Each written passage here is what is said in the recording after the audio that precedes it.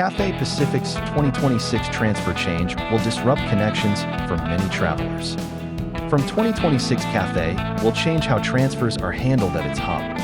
The upshot: longer minimum connection times and fewer guaranteed same-day connections. Some passengers may need to recheck bags or move between terminals during layovers. Quick stat at 020. Early estimates suggest about a 20% drop in reliable same-day connections.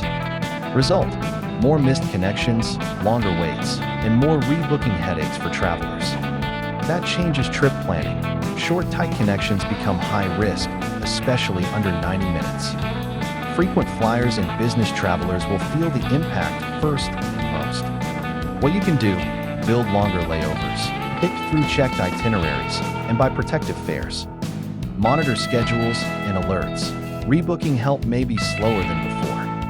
For time-sensitive trips, consider alternative carriers or direct flights to avoid risky transfers. Read the full breakdown, link in bio.